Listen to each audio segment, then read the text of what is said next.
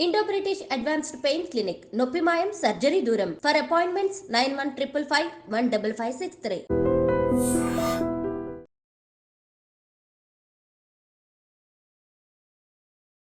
నమస్కారం, welcome to I dream ధర్మ మార్గం విత్ విజిత కార్యక్రమానికి స్వాగతం. హరే కృష్ణ ప్రభుజీ. హరే కృష్ణ. అయితే ప్రభుజీ భక్తి అంటున్నాం. భక్తికి అసలు చిన్న పెద్ద తేడా లేదు, ఏ తేడా లేదు, అసలు పరిమితి కూడా లేదు. ఏంటి నిజంగా భక్తి అనేది ఏ రకంగా ఉండాలంటారు భగవంతుడి పైన? భక్తి అంటే నిస్వార్థంగా భగవంతుడిని ప్రేమించడం, ఎటువంటి ప్రతిఫలాపేక్ష లేకుండా, ఇది నాకు కావాలి అని ఆశించకుండా భగవంతుణ్ణి నిస్వార్థంగా ప్రేమించడం భక్తి. ఆ నిస్వార్థమైనటువంటి ప్రేమలో సేవ కూడా ఉంటుంది. దాని భక్తియుత సేవ అంటారు. అంటే భగవంతుడి పట్ల ప్రేమ, అభిమానం, ఆయన పట్ల ఒక చక్కటి భావం, ఆయన నా స్వామి అని స్వామిగా ఆయన్ని పరిగణించి మనల్ని మనం దాసులుగా పరిగణించుకుని ఆయనకి దాసత్వం చేయడం, అది ఒక భక్తి. కొంతమంది భక్తులు ఉంటారు, భగవంతుని తమ బిడ్డగా భావించి తమని వారు తల్లిదండ్రులుగా భావించుకుని వాత్సల్య రసంలో భగవంతుడిని సేవిస్తారు. ఇంకొంతమంది భగవంతుడిని ప్రియుడిగా భావించి తమని తాము ప్రేయసిగా అనుకుని భగవంతుని ప్రేమిస్తూ ఉంటారు. గోపికలందరూ అలా చేశారు. ఇంకొంతమంది భగవంతుని స్నేహితుడిగా భావిస్తుంటారు. సుధాముడు, అర్జునుడు, వీళ్ళందరూ భగవంతుడి స్నేహితుడు అనమాట. అంటే భక్తుడు ఏ భావనలో అయితే భగవంతుడిని చేరుకుంటాడో ఆ భావనకి భగవంతుడు ప్రతిస్పందిస్తాడు. ఈ కలియుగంలో కూడా మనం అలా ఏ యుగంలోనైనా ఏ యథా మాం ప్రపద్యంతే తాంస్తథైవ భజామ్యహం. మీరు ఆయన్ని ఎలా భజిస్తారో ఆయన మిమ్మల్ని అలా భజిస్తాడు. తాంస్తథైవ భజామ్యహం, ఇది కృష్ణుడు చెప్పిన మాట భగవద్గీతలో. మీరు నన్ను ఎలా అప్రోచ్ అవుతున్నారో నేను అలా రెసిప్రోకేట్ చేస్తాను అన్నాడు. ఇక కలియుగంలోనైనా కూడా అంటే ఒకటి భగవంతుడి పట్ల ఆ వాత్సల్య రసాన్ని, మాధుర్య రసాన్ని, సాఖ్యరసాన్ని, దాస్యరసాన్ని పెంపొందించుకోవడం అనేది చాలా హై లెవెల్ అన్నమాట. ప్రస్తుతానికి మనకి ఒక రెజిమెన్ ఇచ్చారు ఆచార్యులు. మీరు జపం చేయండి, శ్రవణం చేయండి, కీర్తనం చేయండి, స్మరణం చేయండి, పాదసేవనం చేయండి, వందనం చేయండి, ఇలా కొన్ని నవవిధ భక్తి మార్గాలు ఇచ్చారు. ఆ భక్తి మార్గాల్ని మనం పాటిస్తే, మన భక్తి కాస్త పరిపక్వత చెందితే అప్పుడు మనం భగవంతుణ్ణి ఒక ప్రియుడిగానో, ఒక బిడ్డగానో, ఒక స్నేహితుడిగానో అనుకోవడం అది సాధ్యపడుతుంది. ప్రస్తుతం మనం ఆయన పట్ల మనకి ఆయన పట్ల ఉండవలసినటువంటి భావం ఏమిటంటే, ఆయన నా స్వామి, నేను దాసుడిని. అయితే ప్రభుజీ, ప్రతి ఒక్కరం కూడా జన్మ తీసుకుని ఒకసారి భూమి మీదకి వచ్చాక ఈ బంధాలు, బంధుత్వాలు, ఈ కొట్లాటలు, చాలా రకాలుగా ప్రేమ, అనుబంధాలు, వీటిల్లో కొట్టుమిట్టాడుతూ ఉంటాం.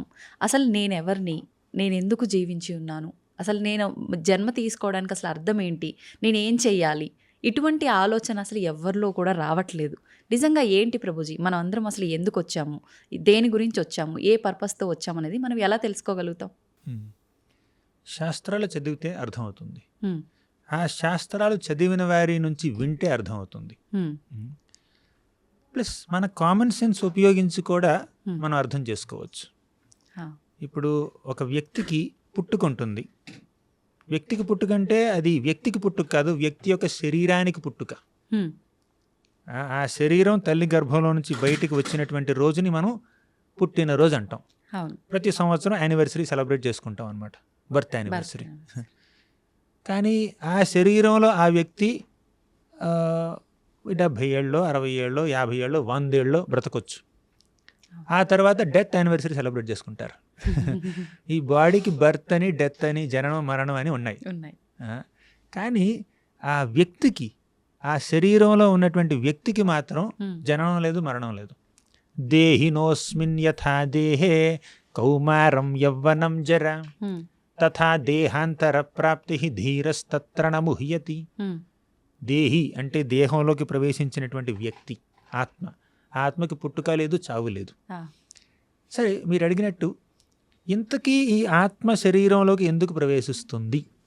అలా శరీరంలోకి ప్రవేశించిన తర్వాత ఆ శరీరంతో ఎన్నెన్నో బంధాలు, బంధుత్వాలు, అనుబంధాలు, ఎమోషనల్ అటాచ్మెంట్స్, ఎవర్షన్స్ అవన్నీ వస్తూనే ఉంటాయి. అసలు లైఫ్ పర్పస్ ఏమిటి? మీరు అన్నట్టు ఈ బంధాల్లో, అనుబంధాల్లో, కాన్ఫ్లిక్ట్స్లో కొట్టుమిట్టాడుతూ ఉంటాం. అసలు లైఫ్ పర్పస్ ఏమిటి? ఆ కాన్ఫ్లిక్ట్లోంచి బయటపడ్డమేనా? చాలామంది వాళ్ళు భౌతికవాదులైనా ఆధ్యాత్మిక జీవనాన్ని గడిపేవారైనా కూడా Hmm. చాలామంది లైఫ్ పర్పస్ అంటే జీవితం యొక్క గమ్యం, జీవితం యొక్క లక్ష్యం ఆనందించడం అంటే ఒప్పుకుంటారు. చాలామంది ఒప్పుకుంటారు అవును. హ్యాపీనెస్. కొంతమందికి ఆ హ్యాపీనెస్, ఆ ఆనందం Hmm. బంధాల్లో, బంధుత్వాల్లో దొరుకుతుంది. ఇంకొంతమందికి ఏమిటంటే సదుపాయాల్లో, ఫెసిలిటీస్లో, డబ్బులో, Hmm. పెద్ద ఇల్లు, పెద్ద కారు, పెద్ద బంగ్లా, చక్కటి ఆహారం దాంట్లో దొరుకుతుంది. అవును. ఇంకొంతమందికి దేవుడి పూజలో దొరుకుతుంది. Hmm. కానీ వీటిలో వ్యత్యాసం ఏమిటో తెలుసా? అందరూ ఆనందాన్ని కోరుకుంటున్నారు. కానీ ఇవన్నీ శాశ్వతమైనవి కాదు కదా ఆ, ప్రభుజీ. కరెక్ట్ చెప్పారు మీరు. Hmm. ఇందులో ఇవన్నీ ఆనందాలే, కానీ శాశ్వత ఆనందం ఏమిటి Hmm. అది మనం వెతుక్కోవాలి.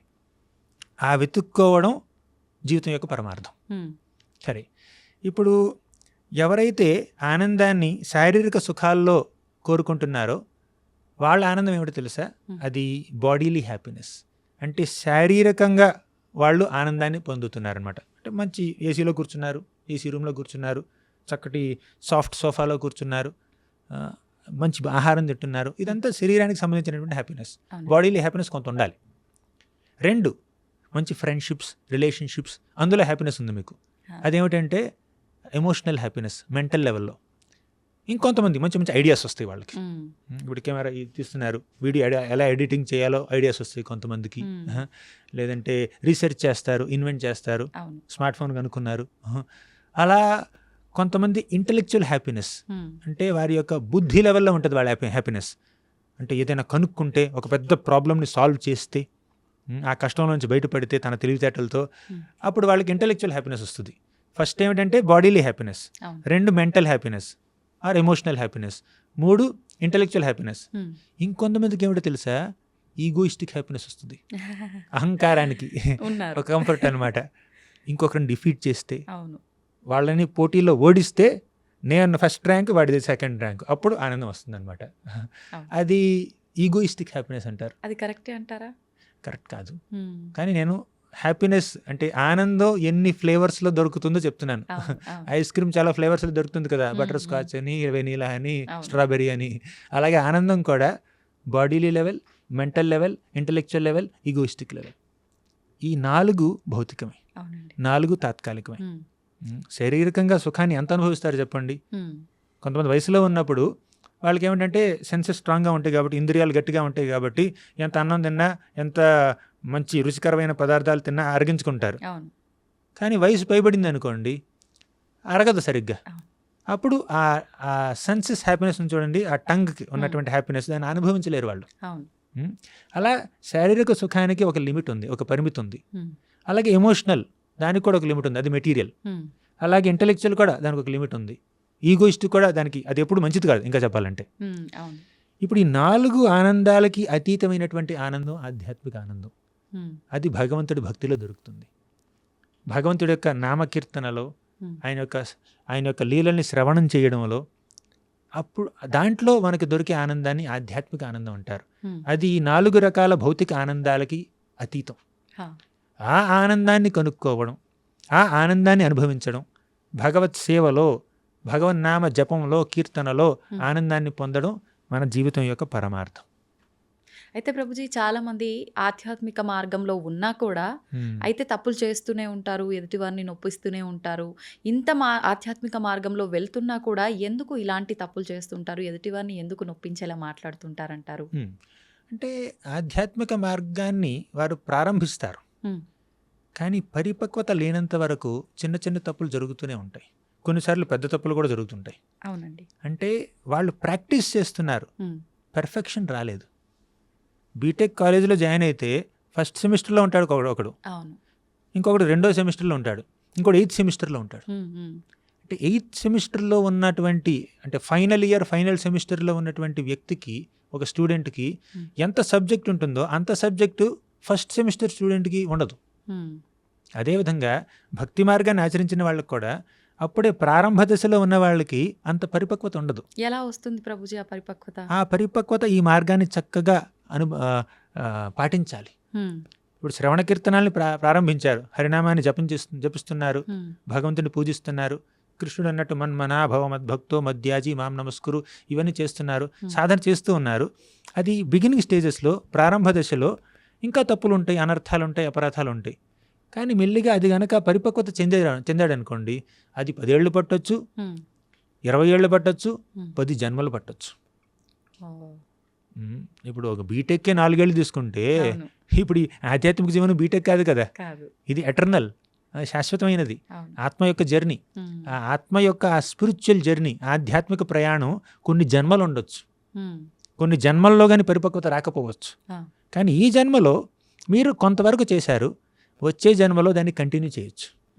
ఇప్పుడు బీటెక్ 2 సంవత్సరాలు చేసి ఎవడో యాక్సిడెంట్లో చనిపోయాడు అనుకుందాం, వచ్చే జన్మలో 3rd ఇయర్లో ఎన్రోల్ చేయరు వాడిని, మళ్ళీ ఏబిసిడి చదవాల్సిందే. బీటెక్లో ఫస్ట్ ఇయర్ కాదు, మళ్ళీ ఏబిసిడీలు, ఎల్కేజీ, యూకేజీ అవన్నీ చేయాల్సిందే. కానీ భక్తి అలా కాదు. భక్తి ప్రాక్టీస్లో ఒక 50% అడ్వాన్స్మెంట్ వచ్చింది మీకు, నెక్స్ట్ జన్మలో 51% నుంచి మొదలు పెట్టచ్చు. అవునా? అంటే ఆ పొందిన జ్ఞానం అలానే క్యారీ అలాగే ఉంటుంది. పొందిన జ్ఞానం, పొందినటువంటి ఆ పరిపక్వత, ఆ భక్తి భావాలు క్యారీ ఆన్ అవుతుంటాయి. ఒక చిన్న ఉదాహరణ, చాలామంది పిల్లలు ఉంటారు, చిన్నపిల్లలు భగవద్గీత శ్లోకాలని కానీ భాగవత శ్లోకాలని కానీ అంత చక్కగా ఎలా చెప్పగలుగుతారు? పెద్దవాళ్ళకే రావట్లేదు. 4 ఏళ్ళ పిల్లలు, 5 ఏళ్ళ పిల్లలు చక్కగా చెప్పేస్తున్నారు అనర్గళంగా. ఎందుకంటే పూర్వజన్మ స్మృతులు ఉన్నాయి. అంటే పూర్వజన్మలో వాళ్ళు ఎలా ఉన్నారో గుర్తులేకపోవచ్చు, కానీ పూర్వజన్మలో వాళ్ళు సముపార్జించినటువంటి ఆధ్యాత్మిక సంపద వారి ఎటర్నల్ బ్యాంక్ అకౌంట్లో ఉంది. అందుకే వాళ్ళు భక్తిని వెంటనే క్యాచ్ చేసుకోగలుగుతున్నారు. ఇంకా చెప్పాలంటే కృష్ణుడు భగవద్గీత 6వ అధ్యాయంలో ఏమంటాడంటే, ఈ ఆధ్యాత్మిక మార్గాన్ని కొంతవరకు పాటించి ఒక వ్యక్తి గనక పూర్తి పరిపక్వత చెందకుండా చనిపోతే మళ్ళీ వచ్చే జన్మలో శుచీనాం శ్రీమతాం గేహే, ఎవరి ఇళ్లలో పుడతాడు అంటే ఎవరైతే భక్తి మార్గంలో ఉన్నారో వాళ్ళ ఇళ్లలో వాళ్ళు జన్మిస్తారు. అంటే ఇంతకుముందు భక్తి చేశారు, గత జన్మలో భక్తి చేశారు చక్కగా, ఏదో దురదృష్టవశాత్తు తప్పులు చేసో లేదంటే భక్తి పరిపక్వత అవ్వకుండానో వాళ్ళు దేహాన్ని చాలించారు. మళ్ళీ భగవంతుడు ఇంకో అవకాశాన్ని ఇస్తాడు, వాళ్ళని భక్తుల ఇళ్లల్లో పుట్టేలా చేస్తాడు. ఎవరి ఇంట్లోనైనా ఒక పుట్టుక జరిగిందనుకోండి, అది ర్యాండమ్ కాదు, అది ర్యాండమ్గా జరగట్లేదు. అంటే ఈ వ్యక్తి ఈ తల్లిదండ్రులకి బిడ్డగా ఈ కుటుంబంలో, ఈ ప్రదేశంలో, ఈ పుణ్యక్షేత్రంలో లేదంటే ఇటువంటి ప్రదేశంలో ఎందుకు పుట్టాడు, దానికి ఒక క్యాలిక్యులేషన్ ఉంటుంది. కర్మణాదైవ నేత్రేణ, మనం చేసినటువంటి పనులన్నింటినీ పెద్దవాళ్ళు అబ్జర్వ్ చేస్తున్నారు, దేవతలు అబ్జర్వ్ చేస్తున్నారు, భగవంతుడు అబ్జర్వ్ చేస్తున్నాడు. ఆ సాక్షాత్తు శ్రీకృష్ణుడే పరమాత్మ రూపంలో మన హృదయాల్లో ఉండి అబ్జర్వ్ చేస్తున్నాడు. మనకి ఎటువంటి పుట్టుక కావాలో ఆయన ప్రసాదిస్తాడు. మనం చేసినటువంటి ఆ పాపకార్యాలని, పుణ్యకార్యాలని, భక్తి కార్యాలని పరిగణలోకి తీసుకుని దానికి అనుగుణంగా మనకు ఒక జన్మను ప్రసాదిస్తాడు ఆయన. Hare Krishna. Hare Krishna. Thank you very much.